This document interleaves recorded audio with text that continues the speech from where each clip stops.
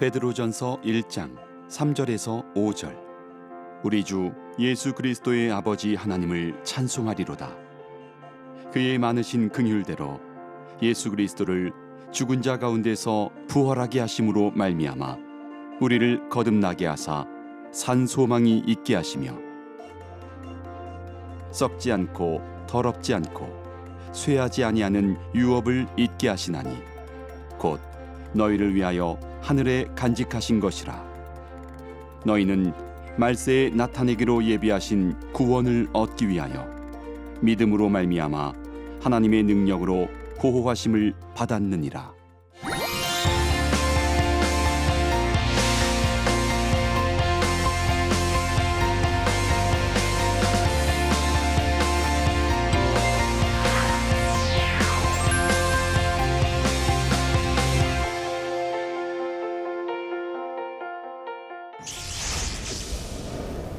여러분 안녕하세요. 반갑습니다.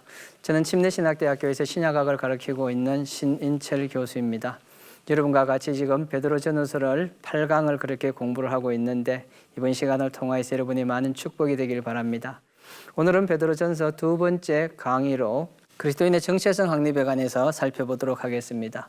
오늘의 포인트를 세 가지를 제가 준비했는데 한번 보도록 그렇게 하겠습니다. 첫째, 구원에 대한 올바른 인식을 하는 것이 중요하다. 여러분, 오늘날 우리가 구원이라는 개념 자체를, 단어를 상당히 쉽게 사용하는 그런 경향을 가지고 있습니다. 그러나 베드로전서를 보게 되어지면 우리가 얻은 구원이 얼마나 값진 구원인가, 또 그 구원을 넘어서 성화의 구원을 어떻게 이루어가야 될 것인가에 대한 내용들이 기록되어 있습니다. 그래서 이번 시간을 통하여서 우리가 다시 한번 구원에 관해서 명확하게 생각해 볼 수 있는 그런 시간이 되었으면 좋겠습니다. 두 번째는 박해와 핍박 가운데 구원의 기쁨을 누리는 그리스도인에 관해서 우리가 공부를 할 생각입니다. 여러분, 우리가 신앙생활하면서 힘들고 어려울 때, 박해가 다가왔을 때, 고난이 다가왔을 때 여러분은 어떤 태도와 어떤 마음을 가지고 신앙생활합니까? 베드로전서에서는 그렇게 힘들고 어려운 시간이 당면했을 때 그것을 능히 극복할 수 있는 힘이 바로 기쁨이라고 그렇게 말해주고 있습니다. 그래서 이번 시간에는 예수 믿는 사람으로서 어떻게 우리가 구원의 기쁨을 누릴 수 있을 것인가에 대한 것을 살펴보는 그런 키포인트입니다. 세 번째 키포인트는 그리스도인의 거룩한 생활에 관해서 말해주고 있습니다. 여기서 말하는 이 거룩한 생활이라는 것은 우리의 신앙생활 속에서 힘들고 어려운 삶 속에서 과연 어떻게 진리의 말씀 되신 예수님을 따라서 거룩하게 생활할 수 있느냐가 중요한 것입니다. 우리가 신앙생활을 하는 것도 중요하지만 신앙생활을 하면서 어떤 신앙생활을 하느냐가 더 중요하다고 말씀을 드릴 수가 있습니다. 그래서 우리의 신앙생활은 예수님을 닮아가는 거룩한 신앙생활이 돼야 된다고 말할 수 있겠죠. 베드로전서에는 이런 내용들이 상당히 많이 나타나서 우리 예수님이 가신 길을 따라가는 성도들의 입장 속에서 어떻게 하면 거룩한 생활을 할 수 있을 것인가에 대한 내용들이 나타나는데 오늘 그런 부분들을 같이 살펴보도록 하겠습니다. 자, 그리스도인의 정체성 확립, 베드로전서 1장 3절로부터 2장 3절까지의 내용을 여러분에게 설명을 해드리도록 그렇게 하겠습니다. 자, 이 부분에 관해서 이제 학자들이 가지고 있는 견해부터 먼저 한번 생각을 해봐야 되는데 침례식 때 행한 설교라고 그렇게 말해주고 있습니다. 침례식 때 행한 설교라는 것은 거듭난 자들이 이 땅에서 어떻게 살아야 할 것인가를 설명해 주는 것이라고 말할 수 있겠죠. 누구나 신앙생활하면서 제일 먼저 예수님을 구주로 고백하고 나면은 교회에서 의식을 치르는 것이 침례식이라고 그렇게 말할 수 있습니다.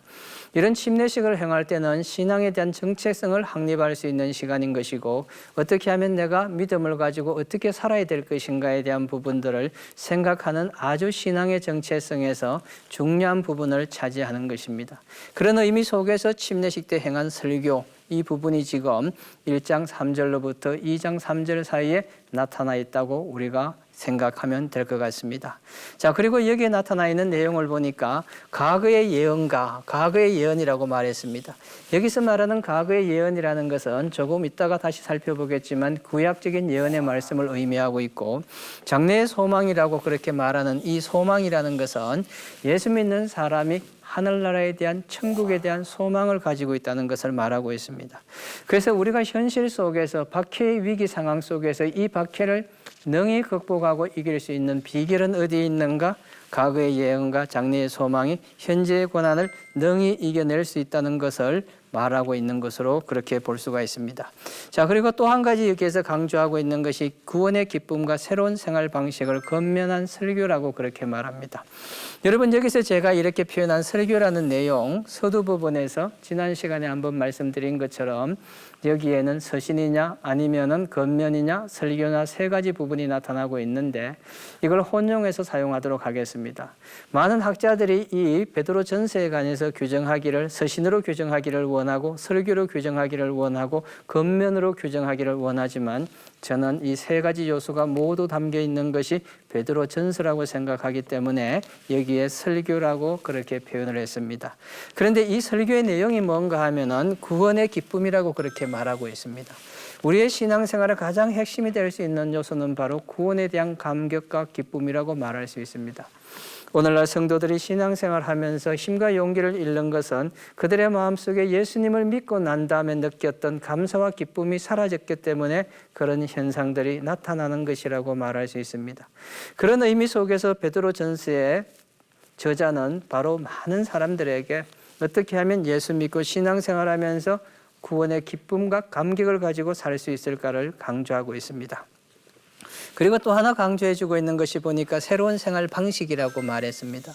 이 새로운 생활 방식이라고 말하고 있는 것은 예수 믿는 사람은 새로운 삶에 대한 지향이 돼야 된다는 것이죠. 그래서 예수님을 알고 난 다음 내가 어떻게 살아야 될 것인가, 무엇을 하고 살아야 될 것인가에 대한 내용들을 설명하고 있는 것입니다.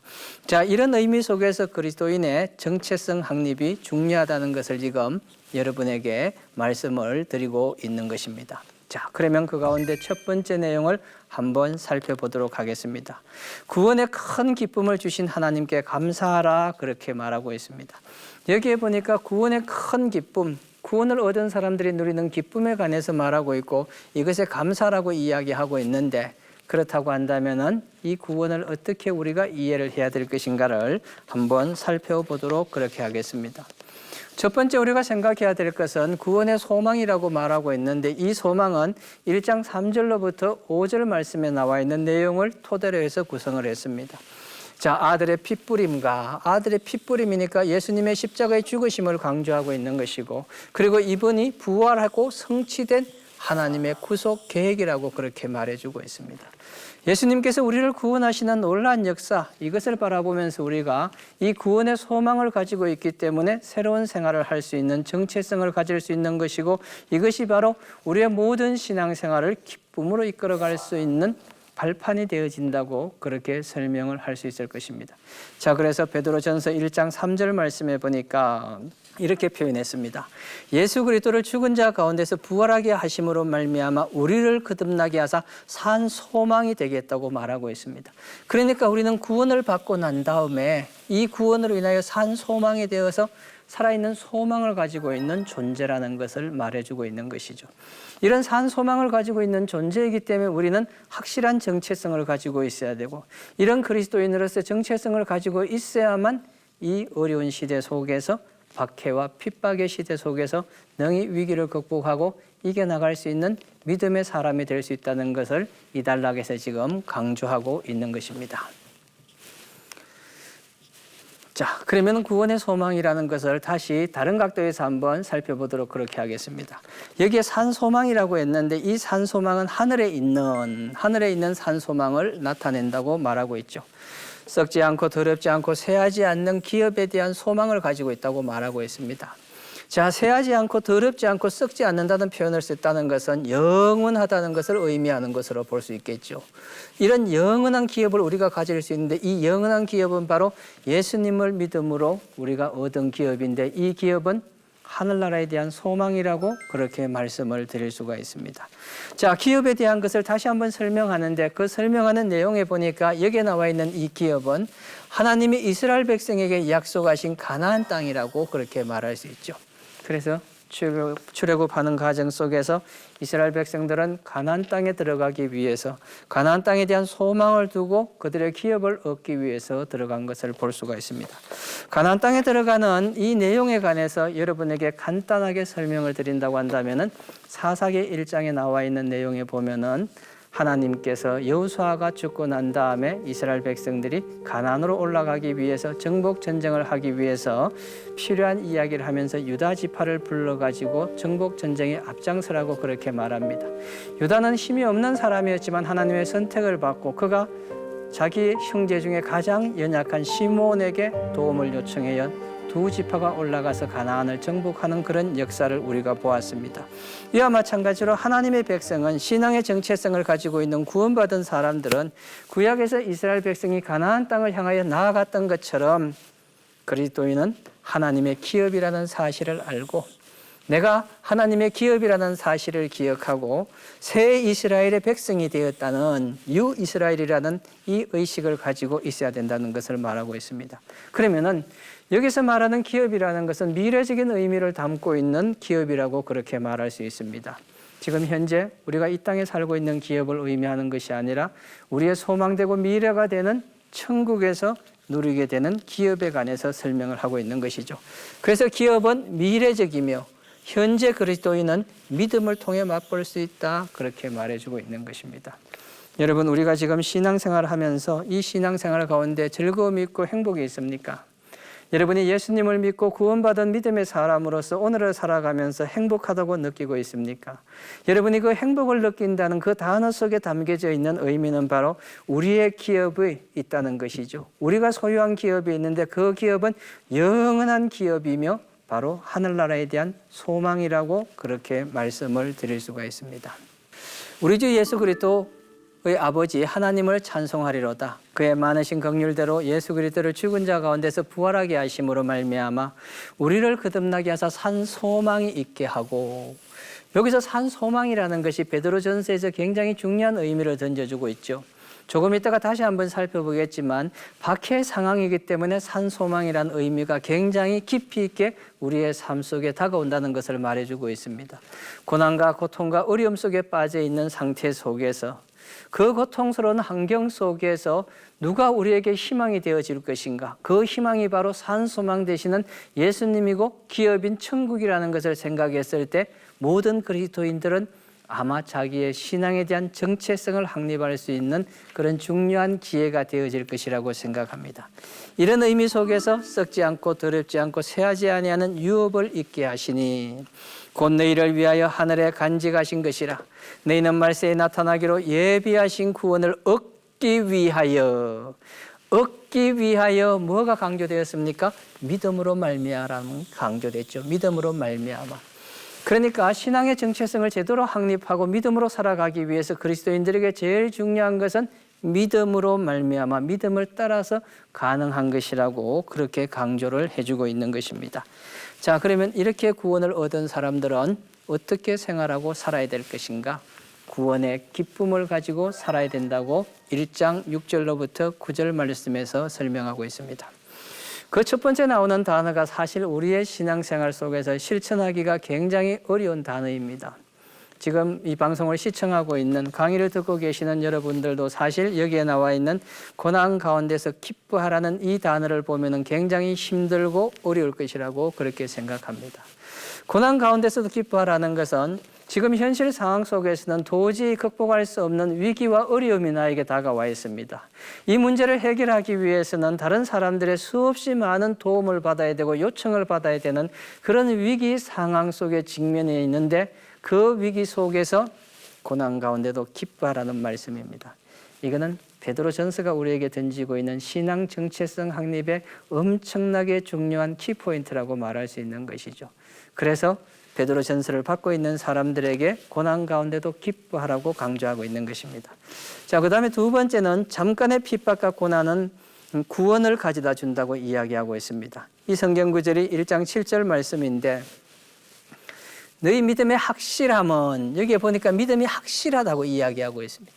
믿음이 확실하다는 이 표현을 썼다는 것은 베드로전서의 지금 독자들이 신앙 정체성을 명확히 하라, 확실하게 하라, 반드시 하라, 굳게 서게 하라, 그런 의미로 우리가 생각해 볼 수 있는 것입니다. 그러면서 불로 연단하여도 없어지지 않는다. 불로 연단하여도 없어지지 않는다는 이 불로라는 단어가 가지고 있는 것은 박해를 의미하는 것입니다. 고난과 고통을 의미하는 것이죠. 이런 고난과 고통이 있다고 할지라도 이것을 능히 극복할 수 있는 금보다 더 귀하여 예수 그리스도께서 나타나실 때에 칭찬과 영광과 존귀를, 그러면은 여기에 칭찬받는 것과 영광과 존귀함을 얻는 것은 결국 뭔가 하면은 불로 시험을 받는 것을 얘기하고 있는 것이죠. 그러니까 우리가 산 소망을 가지고 있는 신앙 정체성을 유지한다는 것은 결국 뭘 말하는가 하면은 이 박해 자체를 능히 극복할 수 있는, 박해를 능히 극복할 수 있는 은혜가 있어야 되고, 그렇게 되면은 이런 결과를 가져온다고 말해주고 있습니다. 하나님의 백성은 가상적인 것보다 보이지 않는 하나님을 신뢰하는 것이 중요하다. 그 당시에 가상적인 것은 박해란 말이에요. 고난이란 말이에요. 지금 눈앞에 오는 적대자들이 나를 힘들게 하고 어렵게 하는 현상이라고 말할 수 있는 것입니다.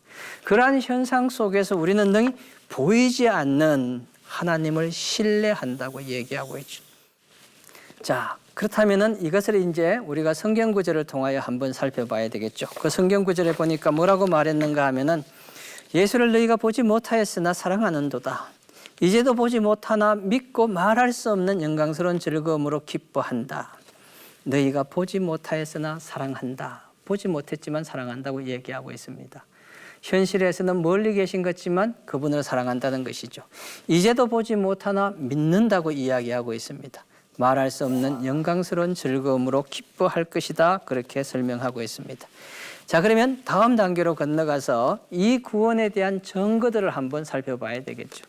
구원의 기쁨, 이런 것들을 설명하면서 고난 속에서 즐거운 삶을 살아야 된다는 것을 강조하면서 기독교인이 어떻게 신앙 정체성을 잘 확립해 나갈 것인가에 대한 설명을 하고 난 다음에 이 증거들이 있는데, 여기에서 말하는 증거들은 구약에서 온 증거라고 그렇게 말할 수 있습니다. 자, 그 증거들 중에서 첫 번째 보니까 구약 예언자들의 예언이 성취되어졌는데 성령을 통해서 성취가 되어졌다고 그렇게 말하고 있습니다. 성령을 통해서 성취가 되어졌다. 성령을 통해서 됐다는 것이죠. 그 다음에 하나님의 영이 예언자들 속에 있음을 의미하고 있는데, 하나님의 영이 예언자들 속에 있다는 것은 그들을 사용하셔서 우리에게 이것이 구원의 증인들로 나타난다고 말하고 있습니다. 이 부분은 사실 우리가 따지면은 히브리서에 나타나고 있는 믿음장이라고 그렇게 설명하고 있습니다. 그렇게 비교할 수 있다고 볼 수 있겠죠. 자, 히브리서에 보면은 믿음의 선진들에 관해서 그렇게 많은 이야기를 하고 난 다음에 그런 믿음을 가진 사람들이 이미 앞서서 신앙생활했기 때문에 여러분들도 믿음을 굳건하게 지키십시오, 이렇게 권면한 내용이 히브리서에 나타나고 있습니다. 마찬가지로 베드로전서에서도 이미 신앙의 선조들이 예언하고 예비하고 증언했던 예수 그리스도의 구속의 놀라운 역사가 일어났기 때문에 그것을 믿음으로 수용하고 받아들이는 것이 중요하다고 그렇게 말하고 있습니다. 하나님의 예정과 선택이 그리스도의 구속으로 완성되었다고 말하고 있습니다. 예정과 선택이 그리스도의 구속으로 완성됐기 때문에 이 구원을 우리가 능히 믿음으로 인정하고 견뎌내야만, 그래야만 우리가 신앙에 대한 확실한 정체성을 확립할 수 있다는 것을 말해주고 있는 것입니다. 자, 이 구원에 대한 성경 구절이 나와 있는데 여기에 나와 있는 내용 중에서 한두 가지만 보도록 그렇게 하겠습니다. 은혜를 예언하던 선지자들이 연구하고 부지런히 살폈다고 얘기하고 있죠. 그리스도의 영이라고 이야기했죠. 아까 설명했던 부분들이 이 구절에 나와 있습니다. 그래서 이 구절에 나타나 있는 것처럼 구원에 대한 예정들은 이미 이루어졌다는 증언이라고 말할 수 있는 것이죠.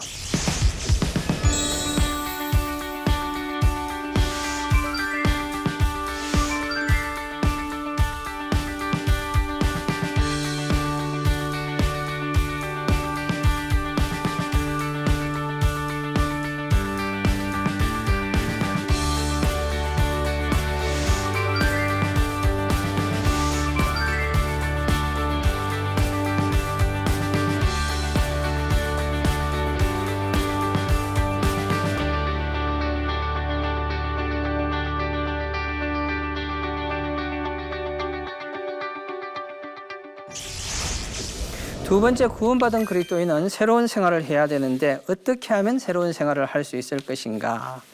첫 번째로 살펴보니까 그리스도인의 거룩한 삶이라고 그렇게 말했습니다. 그리스도인이 거룩한 삶을 산다는 것은 재림을 대비하는 것이죠. 예수님이 오심을 대비하는 것이고, 그래서 예수님이 나타나실 때 너희에게 가져다 주실 은혜를 온전히 바라고 그래서 거룩한 자가 되어지라고 설명하고 있습니다.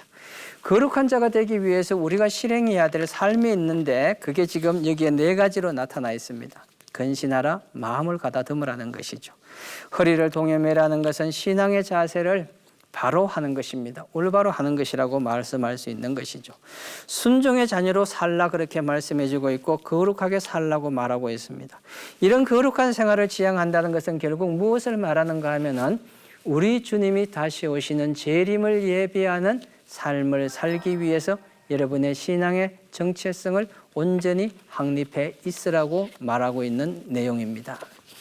자, 이런 거룩한 삶을 살아야 되는 이유에 관해서 설명하고 있는데 거기에 보니까 예수 그리스도의 보혈의 피가 거룩하게 하기 때문에 어린 양의 보혈의 피가 우리를 거룩하게 만들어 주었기 때문에 거듭난 새로운 신앙의 정체성을 가진 사람으로 만들어 주었기 때문에 우리는 거룩한 삶을 살아야 되는 것입니다. 무가치한 삶에서 구원을 받았습니다. 과거에 예수님을 알지 못하던 삶에서 이제는 예수님을 알고 내가 인생을 어떻게 살아야 될 것인가, 무엇을 해야 될 것인가에 대한 명확한 정체성을 확립했기 때문에 그렇게 살라고 말하고 있는 것이죠. 모든 정욕을 버리고 하나님을 우선순위에 두고 살아가는 삶을 실천하라고 말합니다. 하나님께서는 이런 삶을 우리에게 명령했는데 하나님이 명령한 삶은 베드로전서 1장 23절에 너희가 거듭난 것은 새롭게 되어진 거듭났다는 것은 썩어질 씨로 된 것이 아니요 썩지 아니할 씨로 되어졌다고 얘기하고 있죠. 항상 있는 하나님의 말씀으로 되어졌다는 것을 말하고 있습니다. 하나님의 말씀으로 새롭게 태어난 자들이라는 것은 하나님의 말씀을 따라 서로 사랑하며 살아가야 되는 삶을 실천하라고 말하고 있는 것입니다. 우리의 신앙 정체성은 구원에 대한 명확성을 이해하는 것이고 그 구원에 대한 명확성을 이해하고 난 다음 박해와 어려운 현실 속에서 하나님의 말씀을 따라 살아가는 삶을 계속 지향해 가는 것이 바로 그리스도인의 올바른 신앙 정체성이라고 그렇게 말하고 있습니다. 자, 그러면 하나님이 명령한 삶은 무엇인가? 그 부분에 관해서 한번 살펴보겠습니다. 하나님이 명한 삶은 진리를 순종함으로 자신을 정결하게 한다는 것입니다. 구원받은 사람으로 내 삶이 거룩하게 되어진다는 것이죠. 진심으로 형제를 사랑할 수 있는 마음을 가지는 것입니다. 여기에서 사랑이라는 것이 나왔지만 그 앞에 붙어 있는 진심으로가 중요한 의미를 가지고 있죠. 참된 믿음과 신앙을 가지고 사랑하라는 것입니다. 마음을 다하여 진심으로 서로 깊이 사랑하라. 평범한 사랑을 말하는 것이 아니고 깊이 사랑하라는 그런 의미를 두고 있습니다. 그럼 이런 삶을 살기 위해서 우리가 해야 되는 것이 무엇인가? 말씀을 따라 사는 삶을 실천하는 것입니다. 여러분, 오늘 우리가 예수를 믿고 있지만 신앙생활하고 있지만 우리의 신앙생활에서 가장 중요한 기초는 바로 말씀이라고 그렇게 말씀드릴 수가 있습니다. 하나님의 말씀을 따라 산다는 것은 무엇을 의미하는가? 아까 말씀드린 것처럼 이 단락은 침례식의 겉면 설교라고 그렇게 말씀을 드렸습니다. 그래서 베드로전서 2장 1절 말씀해 보니까 그러므로 모든 악독과 모든 기만과 외식과 시기와 모든 비방하는 말을 버리라고 이야기하고 있습니다. 그런데 여기서 버리고의 의미는 벗으라는 의미입니다. 우리가 신약성경을 읽는 과정 속에서 벗는다는 이야기가 나타나면 그것은 이미 침례식과 연관된 것으로 그렇게 생각하면 될 것 같습니다. 자, 그러면은 벗는다는 의미가 뭐냐? 모든 악과 거짓을 버리라. 위선자가 되지 말라. 시기하며 험담하지 말라. 순결한 말씀을 사모하라고 그렇게 이야기하고 있습니다. 이 부분에 대한 성경 구절을 보니까 너희가 주의 인자하심을 맛보았으면 그리하라. 우리가 예수님을 구주로 영접하고 새로운 삶에 대한 신앙 정체성을 확립한 믿음의 사람이라고 한다면은 변함없이 주의 인자하심을 경험했기 때문에 그런 삶을 실천하고 나가야 된다는 것을 강조하고 있는 것입니다. 자, 그러면은 오늘 우리가 보았던 강의에 대한 우리 삶에 무엇을 적용해야 될 것인가 적용점을 한번 살펴보도록 그렇게 하겠습니다. 첫째, 진정한 구원의 의미와 적용에 대해 생각해 보자. 진정한 구원이라는 것은 우리의 신앙생활 속에서 가장 중요한 것은 내가 하나님의 자녀가 되어졌다는 것을 말합니다. 내가 예수를 믿음으로 나의 삶에 어떤 변화가 나타나고 경제적인 부가 나타난다는 그런 의미를 가지고 있는 것이 아니라 나의 삶의 진정한 구원의 의미는 하나님과의 나의 관계가 화평의 관계, 에이레네의 관계가 형성된다는 것을 말합니다. 두 번째, 그리스도인으로서 거룩한 삶을 살아야 하는 이유는 무엇인가? 우리가 왜 거룩하게 살아야 됩니까? 내가 알고 있는 친구들과 주변에 있는 예수 믿지 않는 사람들은 저렇게 살아도 어느 누가 뭐라고 말하는 사람도 없고 심판받거나 벌받을 사람도 아닌 것처럼 보여지는데 왜 나만 이렇게 손해보고 힘들고 어렵게 살아야 되느냐고 그렇게 반문하는 사람들이 많이 있을 것입니다. 그러나 거룩한 삶을 살아야 되는 이유는 진리 대신 예수님을 따르는 신앙의 정체성을, 거룩한 삶을 살아야 되는 신앙의 정체성을 가지고 있고 우리를 지배하고 우리를 이끌어가는 것이 하나님의 말씀이고 그것을 실천하는 삶을 지향하는 것이 그리스도인의 삶이기 때문에 우리는 항상 거룩한 삶을 살아야 될 필요가 있는 것입니다. 말씀을 따라 사는 것은 무엇을 의미하는 것인가? 여러분, 하나님의 말씀을 따라 사는 것과 그렇지 않은 것은 상당한 차이가 나타납니다. 매일 성경을 읽고 하루를 시작하는 것과 성경을 읽지 않고 살아가는 것은 엄청난 차이점이 나타납니다. 우리가 아무리 바쁘고 힘들다고 할지라도 매일의 생활 속에서 하나님의 말씀을 읽고 그 말씀을 나의 생활 속에 적용하면서 살아간다고 한다면 우리의 삶은 새롭게 달라질 것입니다. 여러분, 두 번째 강의를 통하여서 여러분에게 베드로 전서에 나타나고 있는 그리스도인들의 새로운 삶에 대한 정체성, 신앙 정체성 확립에 관해서 말씀을 드렸습니다. 혹시나 우리의 신앙 정체성이 예수님을 따라가기에 부족하다면 말씀을 통하여서 예수 그리스도의 십자가 고난을 기억하면서 그분을 추정하고 따라갈 수 있는 은혜의 사람들이 되어졌으면 좋겠습니다. 다음 수업은, 다음 강의는 하나님의 백성의 사회적 사명에 관해서 같이 한번 은혜를 나누는 시간이 되도록 하겠습니다. 감사합니다.